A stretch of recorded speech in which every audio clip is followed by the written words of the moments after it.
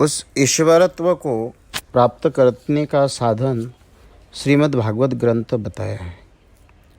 और ग्रंथ में भी जहाँ श्रीमद् भागवत ग्रंथ हो तो उसका तो कोई सूर्य को दीपक दिखाने जैसा सारे देवताओं ने जिनका गुणगान किया है, उस देवताओं का गुणगान ही हमारे लिए देवतुल्य बनाने का सौभाग्य परमात्मा ने हमको प्रदान किया है। और संगति संगदोषण सतिज मति ब्रह्मा, इतना ही अपने मन में सोचना कि हमारा संग कहाँ है, हम किस आश्रय में, किस छाया में हैं, हमारा समय कहाँ बीत रहा है, अपने समय कैसे बीत रहा है, हमने अभी तक क्या किया है और हमको भविष्य में क्या करना चाहिए। ये बातें प्रश्नात्मक जब आप स्वयं से अपना प्रश्न करने लगोगे तब कुछ उत्तर भागवत के माध्यम से, भगवान के माध्यम से और स्वयं के माध्यम से प्राप्त हो सकते हैं। और इस थोड़े से जीवन में पता नहीं हमारे जीवन की कितने हम लोग अनाचार, व्यभिचार, पापाचार, दुराचार करके इस अलौकिक जीवन को पतनकारी बनाकर भगवान भी देखता होगा कि मैंने इस जीवात्मा को धरती पे भेजा तो है, लेकिन धरती पे भेजने के बाद इस जीवात्मा ने किया क्या है। स्वस्वार्थ के प्राप्त करने के लिए वासनात्मक जीवन निरंतर जिया है या उपासनात्मक जीवन जिया है, ये बहुत महत्वपूर्ण माना गया है। वर्तमान के सुख के लिए भविष्य नहीं बिगाड़ा जाए और भविष्य के सुख के लिए वर्तमान में अगर दुख भी मिलता है तो निश्चित रूप से वो दुख कहीं ना कहीं आपको सुख के में परिवर्तन हो सकता है। देखो, पांडवों ने उस समय वर्तमान में दुख मिला, लेकिन भविष्य में आज पूरा विश्व 5000 साल होने के बाद भी आज उनका आदर्श के रूप में माना गया है और उसी आदर के रूप में सभी लोग उनके पाची पांडवों को नाम लेते हैं। तो ये वर्तमान में उनको कुछ दुख जरूर हुआ। ये आपका परीक्षण है, तप है, अग्नि रूपी ज्वाला में तपना है। जैसे पारा जो आता है, वो पारा आप अपने जीवन में अग्नि जला नहीं सकती है, चाहे लाखों अग्नि, कितने भी प्रकार की अग्नि हो, लेकिन पारा को गला नहीं सकती है। इसी तरह से हमारे जीवन में संसार रूपी अग्नि में हमारा मानस रूपी पारा न जले, इतना मजबूत हम लोग अपने जीवन में करते हुए परमात्मा की प्रार्थना और उस प्रधान ईश्वर को निरंतर साधनात्मक समय निकले, ये अगर हम अपना एक भी समय बीत जाए तो ये अपने जीवन की कह सकते कि उपलब्धि है। नहीं तो आपके जीवन की उपलब्धि मकान, दुकान, घरदार, परिवार, पुत्र पौत्र नहीं हो सकती। आपके जीवन की उपलब्धि भजन, पूजन, सत्संग, सानिध्य, आश्रय, सेवा, सद्विचार। और हम लोगों ने देखा कि कल आपने रेणुका का मैंने पाठ सुनाया है, तो मानस चिंतन, मानस साधना और मानस वासना, ये दोनों ही आपके जीवन में क्या कर सकती है, ये कल रेणुका के पाठ में हमने देखा है। और वासना भी हम लोग सोचने से भी क्या होगा, इससे अच्छा है कि हम लोग विचार करने के बजाय हम लोग अपने जीवन में चिंतन करते हुए परमात्मा के बारे में क्यों न सोचें। यही एक आगे के अध्यायों में वर्णन आता है, जहाँ दुष्यंत राजा की कथा उत्पन्न बताई है। वराहों के साथ राजा ने संभाषण किया और राजा परीक्षित उस सुनंद रीति से देखा कि राजा दुष्यंत को अवर्चनीय आनंद प्राप्त हुआ था और मानो उसको देखकर जंगल में घूमने से जो थकावट हुई थी वो सब चली गई। काम पीड़ित हो हंसते हंसते मधुर वचनों से राजा ने पूछा कि हे कमल पत्राक्षी, तुम कौन हो, किसकी कन्या हो, इस निर्जन वन में क्या करने की वासना किए हुए हो। हे सुमध्य में, पूर्ववंश लोगों की चित्त कभी अधर्म में नहीं लगता, इसलिए स्पष्टता जान पड़ता है कि तुम किसी क्षत्रिय वंश की बेटी हो। यह सुनकर शकुंतला ने उत्तर दिया कि राजन, मैं विश्वामित्र की पुत्री हूँ। मेनका नामक अप्सरा मेरी माता है और स्वर्ग में जाने के समय माता मुझको इस निर्जन वन में अकेली छोड़कर चली गई। इसलिए वास्तव में क्षत्रियों की कन्या हूँ, इस बात को भगवान कण्व ऋषि भली भांति जानते। हे वीर, हम आपका कौन सा कार्य करें, आज्ञा दीजिए। हे राजन, आसन ग्रहण कीजिए और हमारी पूजा भी अंगीकार करें। यह निवारों के चावल है, भोजन कीजिए और यदि रुचि हो तो रात्रि को यहाँ ही रहिए। राजा दुष्यंत बोले कि सुंदरी, तुमने कुशिक के वंश में जन्म लिया है। वास्तव में तुम्हारा आचरण ठीक है, क्योंकि राजकन्याएं समान वर को स्वयं वरण कर लेती है।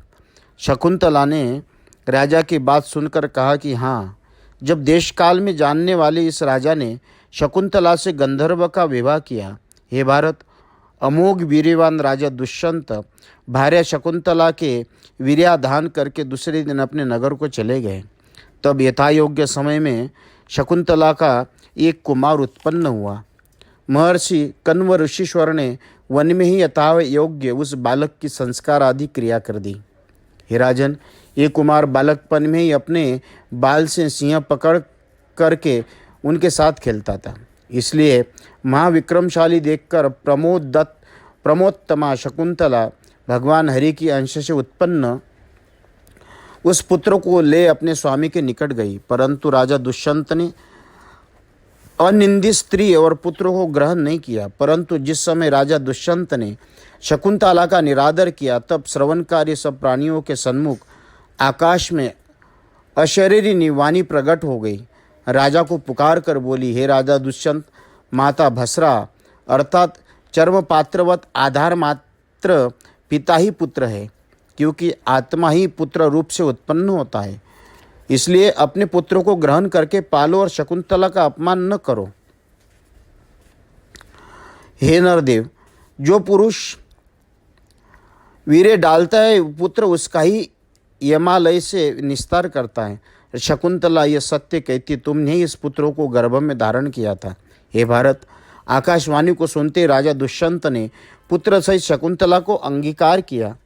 कुछ काल के पीछे महाराज दुष्यंत के स्वर्गवासी होने पर राजा के महायशस्वी पुत्र यही भरत जी सिंहासन पर बैठकर चक्रवर्ती राजा हुए थे। महाराज भरत श्री भगवान हरि के वंश से उत्पन्न हुए थे, इसलिए इनकी महिमा समस्त भूमंडल में गाई जाती। उनके दाहिने हाथ में चक्र और दोनों चरणों में पद्मकोश चिन्ह विराजमान था। उन्होंने महाभिषेक कराकर राजाधिराज हो गंगा जी के किनारे पर 55 अश्वमेध यज्ञ करके भगवान वासुदेव जी की पूजा की थी।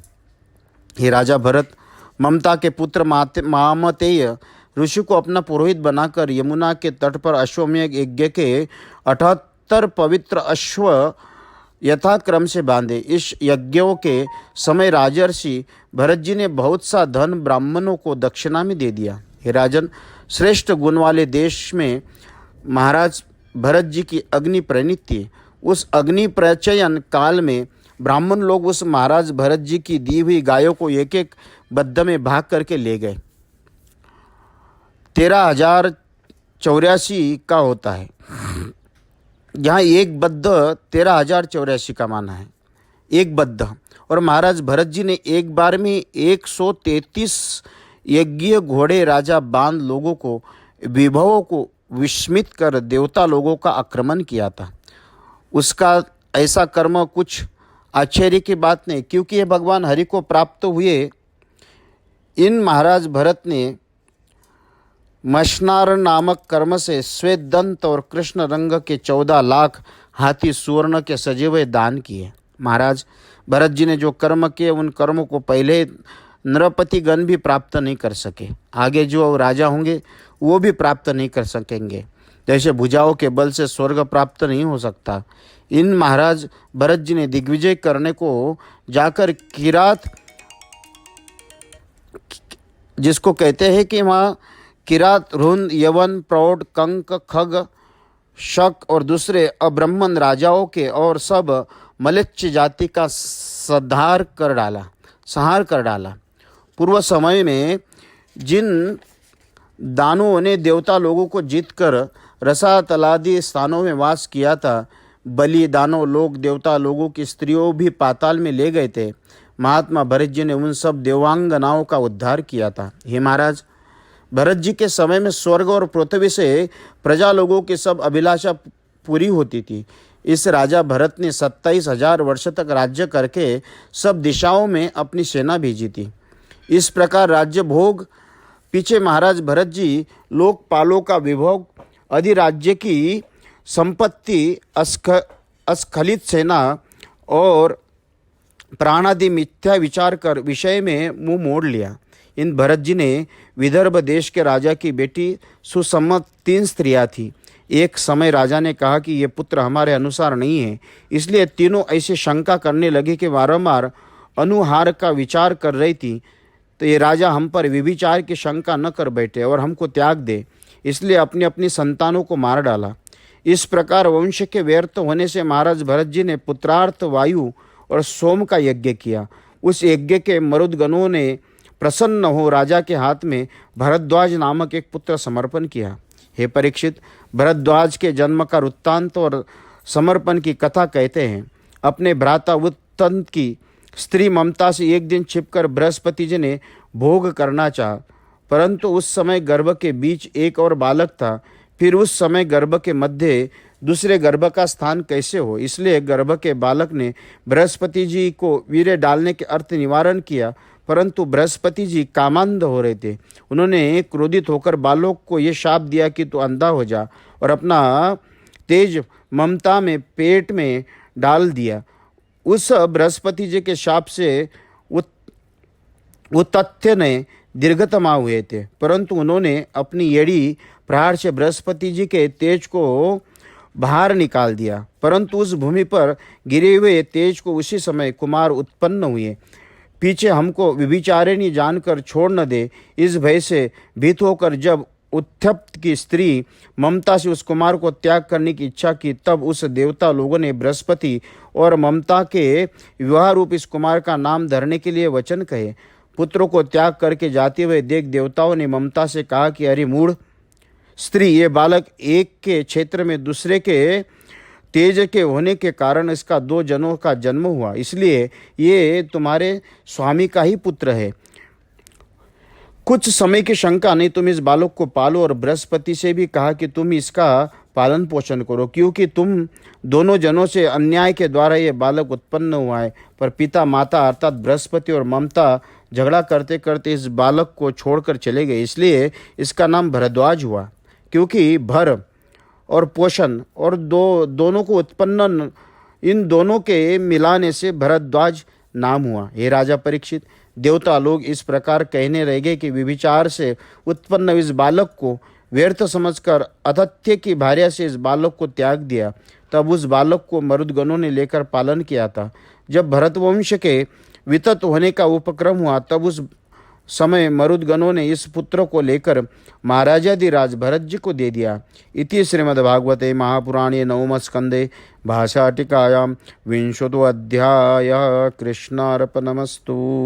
कई प्रकार के वंशों का बड़ा लंबा लंबा वर्णन है, थोड़ा सा शॉर्ट में आप लोगों के साथ संवाद करने का। जब यदुवंश का वर्णन आता है, पीछे जामग राज्य हुआ, यदुकुल जिसको कहते हैं कि यहाँ यदुवंश का वर्णन आता है। और सुखदेव जी महाराज ने राजा परीक्षित से कहा कि हे राजन, और उसका पुत्र जन्मजय हुआ, जन्मजय का पुत्र महाशील, और महाशील का पुत्र महामना हुआ। महामना के उसी नर और तित्युक्ष ये 2 पुत्र उत्पन्न हुए। इन दोनों में उसी नर के शिव, बेन, श्याम और दक्ष ये 4 पुत्र उत्पन्न हुए। इनमें शिवी से रसादर्भ, सुवीर, मद्र, कैकय ये 4 पुत्र जन्मे। तितिक्षु का पुत्र रुषद्रथ, और उसका पुत्र होम, और उसका पुत्र सुतप, और सुतप से बलि नाम पुत्र हुआ। इस बलि के क्षेत्र में दीर्घनमान से अंगवंग, कलिंग आदि और सुह्य, पुंड्रु और अंध्र नामक 6 पुत्र उत्पन्न हुए। ये सब अब अपने नाम से 6 जनपद और 6 प्राच्य देशों में अंगवंग, कलिंग, सुह्य और पुंडरीक और अंध्र आदि बसाए। अंग से खलपाक नामक 2 पुत्र उत्पन्न हुए। उसका पुत्र दिविरथ और संतान धर्मरथ। उसके चित्ररथ जन्मा। चित्ररथ की कोई संतान नहीं हुई। रोमपाद नाम करके ये राजा विख्यात था। उसके सखा दशरथ राजा ने उसको पुत्रार्थ शांता नामक अपनी कन्या दान दी थी। इस कन्या का पानी ग्रहण ऋष्यशृंग मुनि ने किया। हे राजन, रोमपाद राजा के राज्य में किसी कारण से कुछ काल तक देवता लोगों ने जल नहीं वर्षाया। तब राजा की अनुमति से वरांगना तपोवन में जा गीत गाकर बाजे बजाकर नाचने लगी। हाव भाव कटाक्ष लिंगन अहरण योग से इस ऋष्य श्रृंग को ले आई। ऋष्य श्रृंग के आते ही जल वर्षा। उसके उपरांत इस मुनि ने राजा ने संतान दे के कहा कर पुत्र का सुख दिलवाए। इस रोमपाद में चतुरंग उत्पन्न हुआ। उसकी संतान पृथुलाक्ष से बृहद्रथ, बृहत्कर्मा, बृहद्भानु ये तीनों पुत्र उत्पन्न हुए। इनमें से बृहद्रथ ने बृहन्मना जन्मा। उसका पुत्र जयेंद्रथ और जयेंद्रथ का पुत्र विजय हुआ। इस विजय की संभूति नामक भार्या से धृति ने जन्म ग्रहण किया। धृति का पुत्र धृतवत, उसका पुत्र सत्कर्मा, उसके अधिरथ उत्पन्न हुए। इस अधिरथ ने श्री गंगा जी के किनारे पर क्रीड़ा करते हुए कुंती जी के बाह्य संदूक में एक बालक पाया और ये अधिरथ संतानहीन था, इसलिए इसने संदूक से पाए हुए बालक का अपना पुत्र बना लिया। हे राजन, बालक का नाम कर्ण था और इससे ही ऋषसेन की उत्पत्ति हुई। ययाति सुत ध्रुव का पुत्र बभ्रु हुआ और बभ्रु का पुत्र सेतु, सेतु का पुत्र आरब्ध और उसका पुत्र गांधार और उसका बेटा धर्म और उसके धृत जन्मा। धृत का पुत्र दुर्मना और उसमें प्रचेता की उत्पत्ति हुई। तब प्रचेता ने 100 पुत्र उत्पन्न हुए जो उत्तर दिशा में विराजमान होकर मलच्छाधिपति हुए। तुर्वसुक का पुत्र वन्नी, उसका सुत भैरव और भानुमान का जन्म हुआ। भानुमान का त्रिभानु, उसका पुत्र उदारमती, करधम हुआ और करंधम का पुत्र मरुत। इन्होंने पुत्र सहित होने से कुरुवंशी राजा दुष्यंत को गोद लिया। ये दुष्यंत राज्य भिलासी होकर फिर अपने कुरुवंशों को प्राप्त हुए थे।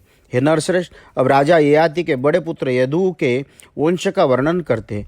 ये अति पवित्र वंश मानव मंडली के पापों का नाश करने वाला है। इस यदुवंश का वृत्तांत सुनने से मनुष्य मात्र पापों से छुटकारा पाते, क्योंकि इस वंश में भगवान वासुदेव नरकाकार से अवतीर्ण थे। यदु के सहस्त्रजित, कोष्टा, नल, रिपु ये 4 पुत्र उत्पन्न हुए। उनमें से सहस्त्रजित का पुत्र शतजित हुआ। इसके महा है, वेणु है और है ये 3 पुत्र हुए। इनके है का पुत्र धर्म, उसका पुत्र नेत्र और नेत्र का पुत्र कुंती और हुआ और कुंती से सोहंजी जन्मा और उसका पुत्र महिष्माना और महिष्माना का पुत्र भद्रसेन हुआ। भद्रसेन से दुर्मद और धन को 2 पुत्र हुए। इनके धनक के कृतवीर्य, कृताग्नि और कृतवर्मा और कृतोजा ये 4 पुत्र उत्पन्न हुए। इनमें कृतवीर्य का पुत्र अर्जुन हुआ जो सप्तद्वीप का अधीश्वर था और जिसके भगवान के अंश दत्तात्रेय जी ने योग गुण प्राप्त किया था। ऐसा जान पड़ता है कि कोई राजा यज्ञ, दान, योग, वेदाध्ययन, शूरता, वीरता, दया आदि ने इस महात्मा अर्जुन की गति नहीं प्राप्त हो सकती। इस राजा ने अध्याहत पराक्रम से 85,000 वर्ष तक अक्षय 6 इंद्रियों को सुख को भोगा था।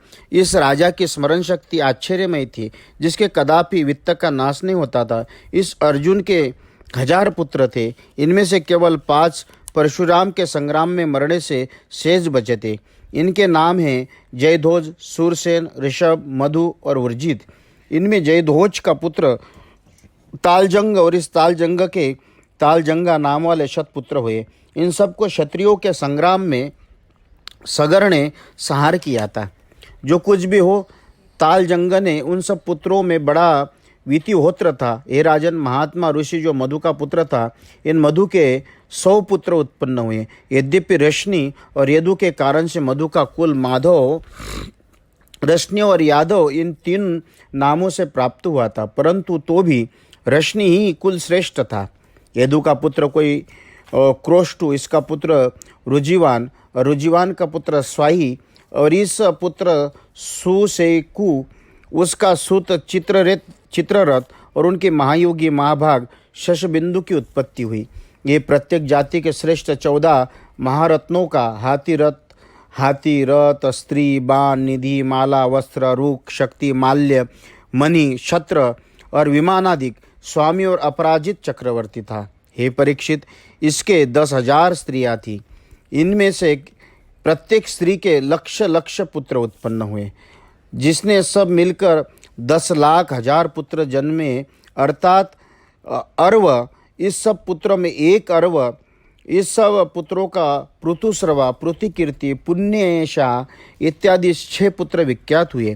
पुत्रों के पृथुश्रवा का पुत्र धर्म हुआ, और जिसके धर्म के उष्णा पुत्र ने 100 अश्वमेघ यज्ञ, उष्णा का पुत्र रुचक हुआ, और उस रुचक के पुरुजित, रुक्म, रुक्मेशु, पृथु और जामग, ये 5 पुत्र उत्पन्न हुए। इन पे जामग की भार्या शब्या थी। इस जामग में कोई संतान नहीं थी, परंतु भार्या के डर से और विवाह नहीं किया। ये एक समय इंद्र भवन से भोज्या नामक कन्या का हरण करके ला रहा था कि उस कन्या को रथ पर बैठकर शब्या अत्यंत क्रोधित हुई और अपने पति से बोली कि कौन है जिसको मेरे बैठने के रथ पर चढ़ाकर ला रहे हो। तब जामग ने भय के कारण उत्तर दिया कि ये तेरी पतोहू है। शब्या विस्मित होकर बोली कि मैं तो वंध्या हूँ और मेरा कोई सौत भी नहीं है कि ये कन्या जिसके बेटी की बहू हो, फिर वह ये हमारी पतोहू कैसी हुई। जामग ने कहा कि प्राणेश्वरी, तुम तो पुत्र उत्पन्न करोगी, ये उसकी ही बहू होगी। हे राजन, विश्व देव और पितृलोक ने जामग के इस दीन वचन पर आनंद प्रकट किया, क्योंकि जामग ने पहले बहुत दिनों तक पूजा की थी, अतः उन्होंने कृपा करके वरदान दिया। इसके उपरांत शब्य को गर्भधान हुआ और यथायोग्य काल में इस रानी से एक श्रेष्ठ कुमार उत्पन्न हुआ। इस कुमार का नाम विदर्भ हुआ। फिर कुमार विदर्भ ने इस पतिव्रता कन्या का पानी ग्रहण किया कि जिसको पिता हरण कर लाए थे, और इसी राजा विदर्भ ने अपने नाम से विदर्भ देश बसाया। इति श्रीमद्भागवते महापुराणे नवम स्कंदे भाषाटिकायां यदुवंश नाम वर्णनम त्रयोविंशो अध्यायः। ये वंश वर्णन है यदुवंश का। इस रोमपाद का पुत्र बंधु बहुओं से कृति का जन्म ग्रहण किया। कृति का पुत्र उसी और उसकी चेदी, और चेदी से दमघोष राजा की उत्पत्ति हुई। हे राजन, विदर्भात्मज कृत का पुत्र कुंत हुआ, और उसका दृष्टि का पुत्र निरुक्त और दर्शनाक पुत्र हुआ। दशार के वेम, और वेम का पुत्र जिमुत, और जिमुत के भीमरथ, और उसके नवरत्न ने जन्म ग्रहण किया। उसका पुत्र दशरथ हुआ। उसके शकुनी से करम्बी से देवरात, और देवरात ने देवक्षेत्र, और उससे मधु से कुरुवंश उत्पन्न हुआ। कुरुवंश का पुत्र अनु, और उसका पुत्र पुरुहोत्र, और उसका आयु, और उस सात्वक की उत्पत्ति हुई। हे आर्य, सात्वत के भजमान, भजिक, दिव्य, रोशनी, देवाद्भुत, अंधक, महाभोज, ये 7 पुत्र उत्पन्न हुए। इन भजमान के 2 स्त्रियां हुई। एक स्त्री से निम्नलोच, किंकिनी, रोशनी, ये 3, और दूसरी स्त्री से श्वेताजित, सहस्त्राजित, आयुताजित, ये 3 पुत्र उत्पन्न हुए। हे राजन, देवारुद की संतान बब्रू हुआ, और इस पिता पुत्र के प्रसंग में कवि लोग श्लोक गाया करते हैं। उस श्लोक का अर्थ यह है, हम दूर से जैसा सुनते हैं निकट से वैसा ही देखते हैं। हे महात्मा, बब्रू मनुष्य में श्रेष्ठ और देवारुद राजा देवताओं के समान है। इस वंश में पंचषष्टि षट सहस्त्र, मतलब जिसको कहते हैं कि 8, जो ये 60,073 पुरुष हुए। ये सब बब्रू और देवारूद के उपदेश से मोक्ष को प्राप्त हुए। सात्वत के चौथी महाभोज अति धर्मात्मा थे। इनके वंश में भोजगणों की उत्पत्ति हुई। हे परंतप, सात्वत के चौथे पुत्र रुष्णि के सुमित्र और युधाजित नामक 2 पुत्र उत्पन्न हैं। युधाजित के पुत्र शिनी और अनमित्र हुए। उनमें अनमित्र का पुत्र निम्न हुआ। इन निम्न के सत्राजित प्रसेन 2 पुत्र हुए। राजन, अनमित्र के सिनी नामक एक दूसरा पुत्र जो था, उनके यहाँ सत्यक जन्मा। सत्यक का पुत्र युधान हुआ। सात्यकी, युधान का पुत्र जय, जय का पुत्र कुनी, और इस कुनी से युगंधर का जन्म हुआ। हे कुरुश्रेष्ठ, अनमित्र के ऋष्णि नामक दूसरे पुत्र से शोफल्क और चित्ररथ ने जन्म लिए। शोफल्क से गादिनी के गर्भ से अक्रूर जी के सिवाय और 12 पुत्र जन्मे, जो कि बड़े विख्यात हुए, यथा आसंग, सारमे, मृदुर, मृदुवित, गिरी, धर्म, रुद्ध, सुकर्मा, शत्रुपेक्ष, अरिमर्दन, शत्रुघ्न, गंधमाद और प्रतिबाहु। 12 ये अक्रूर को लेकर 13 पुत्र उत्पन्न हुए। सुचिरा नामक एक बहन हुई थी। अक्रूर जी ने देववान और उपदेव को 2 पुत्र हुए। चित्ररथ का पुत्र पृथु और इसके अतिरिक्त विदुरथादि बहुत से पुत्र हुए। दूसरे कुकुर, भजमान, सुचि और कंब वर्षित हुए।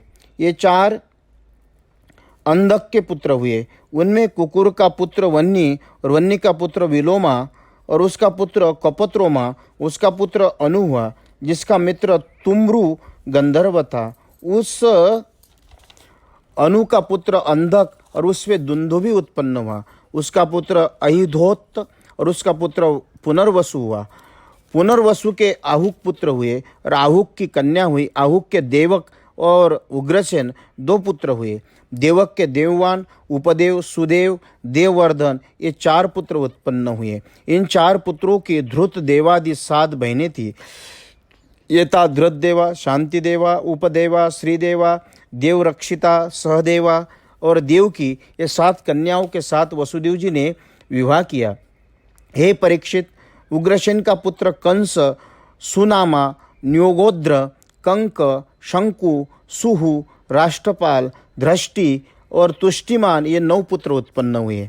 और कंसा, कंसवती, कंका, शरभु, राष्ट्रपालिका, ये 5 कन्याएं वसुदेव जी के छोटे भाई जो देवभागादि थे, इनकी भार्या हुई। हे राजन, पहले चित्ररथ के बेटे विदुरथ का जो वर्णन आया है, उस विदुरथ के सुर उत्पन्न हुए और उनका पुत्र भजमान, उनके शिष्य का जन्म हुआ। शनि का पुत्र भोज और उनके रधिक नामक पुत्र उत्पन्न हुआ। उसके देवमीढ़, शतधनु और कृतवर्मा, ये 3 पुत्र उत्पन्न हुए। उनमें देवमीढ़ का पुत्र सूर हुआ और उसकी मारिशा नामक एक पत्नी थी। उसके गर्भ से सूर ने 10 पुत्र उत्पन्न किए। उनके नाम ये है वसुदेव, देवभागा, देवश्रवस, आनक, संजय, शामक, कंक, शमीक, वत्सक और रूक। ये राजन, जिस समय वसुदेव जी का जन्म हुआ उस समय स्वर्ग से देवता लोगों ने नगाड़े और ढोल बजाए। इसीलिए वसुदेव जी का एक नाम आनक दुंदुभि था, क्योंकि ये भगवान हरि की उत्पत्ति के स्थान थे। सूरसेन के इन पुत्रों के अतिरिक्त पृथा, श्रुतदेवा, श्रुतकीर्ति, श्रुतश्रवा और राजाधिदेवी नामक 5 कन्या हुई। ये इन 10 पुत्रों की बहनें थी। राजा सूरसेन ने अपने सखा कुंती राज को निसंतान देकर अपनी पृथा कन्या उसको दे दी। हे परीक्षित, किसी समय दुर्वासा ऋषि के गृह में आने पर पृथा ने भली भांति सेवा कर उसको संतुष्ट किया और दुर्वासा मुनि ने प्रसन्न होकर पृथु को देवान्न विद्या सिखा दी। इसके उपरांत पृथा ने उस विद्या के बल की परीक्षा करने के लिए सूर्य भगवान को बुलाया, परंतु इस सूर्य भगवान को तत्काल आता हुआ देखकर पृथा अति विस्मित हुई और विनय सहित ये वचन कहने लगी, हे देव, हमने केवल परीक्षा के लिए मंत्र पढ़ा। इस समय आपसे कोई विशेष काम नहीं, इसलिए आप क्षमा करें। ये सुनकर सूर्य भगवान बोली कि हे देवदर्शन, व्यर्थ नहीं होता, हम तुमसे गर्भधान करेंगे। पृथा बोली कि मैं कन्या हूँ, अतः संसार में दूषित होंगी। सूर्य नारायण ने कहा कि तुम कन्या समझकर अपने मन में कुछ संकोच मत करो। हम ऐसा करेंगे कि जिसमें तुम्हारी शील भंग न हो, दूषित नहीं होगी। हे महाराज परीक्षित, इस प्रकार गर्भधान करके सूर्य भगवान स्वर्गों को चले गए। उस समय दूसरे दिवाकर के समान पृथा के एक कुमार उत्पन्न हुआ, जो पृथा ने लोकापवाद से डरकर उस पुत्र को संदूक में बंद कर नदी में बहा दिया। इसके उपरांत प्रथा को देखकर तुम्हारा पर दादा महाराज सत्य विक्रम पांडु विवाह करने के लिए ले गए। सुखदेव जी बोले, हे राजा परीक्षित, सूरसेन की कन्या श्रुतवेदा कुरुवंशी वृद्ध शर्मा की भार्या थी। उस दितिसूत दंतवक्र ने सप्तऋषि सनकादिकों के शाप से जन्म लिया और कैकई वंशीय धृष्टकेतु ने श्रुत कीर्ति का पानी ग्रहण किया। उसने संतर्दनादि 5 पुत्र उत्पन्न हुए और अवंती के राजा जयसन ने राजादि देवी का पानी ग्रहण करके उसे और अनुबिंदु नामक 2 पुत्र उत्पन्न किए। चेदीराज दमघोष ने श्रुतस्रव का पानी ग्रहण किया। इसका पुत्र शिशुपाल उत्पन्न हुआ, जिनका वृत्तांत पहले वर्णन कर चुके। अब वसुदेव जी के भ्राताओं का वृत्तांत कहते हैं। देवभाग की भार्या कंस ने चित्रकेतु और बृहद्वल 2 पुत्र उत्पन्न हुए। देवस्रव की भार्या कंसावती के गर्भ से सुकवीर और यीशुमान ने जन्म ग्रहण किया। आनक की वनिता कंका से सत्यजित और पुरोजित ये 2 पुत्र उत्पन्न हुए। सृंजय की भार्या राष्ट्रपालिका गर्भ से रश और दुर्मर्शनादि उत्पन्न हुए। शाम के सूरभूमि नामक भार्या से हरिकेश और हिरण्याक्ष ने जन्म लिया। वत्सक ने मित्रकेशी नामक अप्सरा के रुकादिक पुत्र उत्पन्न किए। रुक की पत्नी दुर्वासी से तक्ष पुष्कर शाल प्रभृति पुत्र उत्पन्न हुए। शेमिक की वनिता सुदामिनी ने सुमित्र, अर्जुन और पाल इत्यादि पुत्र उत्पन्न किए। कंक ने अपनी स्त्री कर्णिका के गर्भ से ऋतुधामा और जय नामक 2 पुत्र उत्पन्न हुए। हे महाराज, वसुदेव जी की पौरवी रोहिणी, भद्रा, मदिरा, रोचना, इला और देवकी आदि पत्नियां थी। इन स्त्रियों में रोहिणी के गर्भ में बलदेव, गण, सारन, दुर्मद, विपुल, ध्रुव और कृतादिक पुत्र उत्पन्न हुए। पैरवी से सुभद्र, भद्रभाव, दुर्मद, भद्र, भूतादिक 12 पुत्र हुए जन्मे। मदिरा के गर्भ से नंद, उपनंद, कृतक और शुरादि पुत्र उत्पन्न हुए। भद्रा ने कुल का आनंद देने वाला केवल केशी नामक एक ही पुत्र उत्पन्न किया। रोचक के गर्भ से हस्त, हेमांगद प्रभुते जन्मे और इलाके उर्वल्क आदि से लेकर यदु, जिनके मुख्य ऐसे अनेक पुत्र हुए। धृत देव से वसुदेव ने विपृष्ट ने जन्म ग्रहण किया। शांति देवों में श्रम, प्रतिश्रुति और आदि पुत्र उत्पन्न हुए। इसी प्रकार उपदेवा से कल्प वर्षादि 10 पुत्र उत्पन्न हुए। श्री देवा से वसु, हंस, सुवांसरी 6 पुत्र उत्पन्न हुए। देवरक्षिता के गद प्रभुति 9 पुत्र उत्पन्न हुए। जैसे साक्षात धर्म ने 8 वसु उत्पन्न किए, वैसे ही वसुदेव ने सहदेवों में पुरु, विश्रुत आदि 8 पुत्र उत्पन्न किए। इस प्रकार उनमें से देवकी के 8 पुत्र उत्पन्न हुए। कीर्तिमान, सुसेन, भद्रसेन, रुजु, समर्दन, संकर्षण, भद्र, अहिश्वर ये 8 पुत्र उत्पन्न हुए। हे परीक्षित, वसुदेव देवकी के 8म पुत्र स्वयं विष्णु भगवान हुए और तुम्हारी दादी महाभागा सुभद्रा जी भी उनसे भी उत्पन्न हुई। अधिक क्या कहे, जिस समय धर्म का क्षय, अधर्म की वृद्धि होती, उसी समय भगवान वसुदेव अपना अवतार लिया करते हैं। नहीं तो जो लोग माया के नियंता, संगहीन, सर्वसाक्षी, सर्वगत, उनका माया विनोद के अतिरिक्त सिवाय जन्म अपना कर्मों का और क्या हेतु हो सकता है, जिसकी माया चेष्टा जीवों के लिए अनुग्रह स्वरूप है, क्योंकि ये माया सृष्टि, स्थिति और प्रलय की निदान है। इसके लिए जो सर्व जीवों के अनुग्रह है, जिनको कर्मादिक वश पकड़कर जन्मादि संबंध की क्या संभावना, इनके माया चेष्टित श्रुण मायान होने पर, उनके द्वारा सृष्टि प्रभुति की निवृत्ति होने पर भी जीवों को मोक्ष होने का कारण होता है। परीक्षित, बहुत सी औक्षेनी नृरूपी असुरगण जब पृथ्वी को आक्रमण करते हैं और अपने बोझ से पृथ्वी को दबा देते, तब भूमि का भार उतारने के लिए भगवान ही अवतार होता है। जिन कर्मों को सुरेश्वर लोग भी मन में द्वारा तर्क करके नहीं कर सकते, भगवान मधुसूदन संकर्षण के साथ उन सब कर्मों को लीला से ही कर डालते। हे राजन, भगवान सर्वशक्तिमान यद्यपि संकल्प ही करे पृथ्वी भार हरण करना है तो समर्थ थे, परंतु तो भी कलयुग में जो भक्त होने उनके प्रति अनुग्रह प्रकट करने के लिए दुख, शोक और तमोगुण का नाश का ये पुण्य यश भगवान के विस्तारित किया। ये श्रेष्ठ यश साधु पुरुषों के लिए कर्णामृत और श्रेष्ठ तीर्थ स्वरूप केवल एक बार कर्ण रूप अंजलि से पान करने पर पुरुष कर्म वासना से त्याग देने को समर्थ होता है। इसलिए भोज, कृष्ण, अंधक, मधु, सूर्शन, दाशार्ध, कुरु, सुरंजय और श्रेष्ठ पांडुवंशी ये सब मनुष्यगण भगवान के चरित्र की बड़ाई किया करते हैं। उन्हीं भगवान के सुंदर मनोहर मुस्कान दर्शन, उदार वचन, विक्रम लीला और रमणीक मूर्ति के द्वारा सब मनुष्य लोकों को प्रमुदित किया।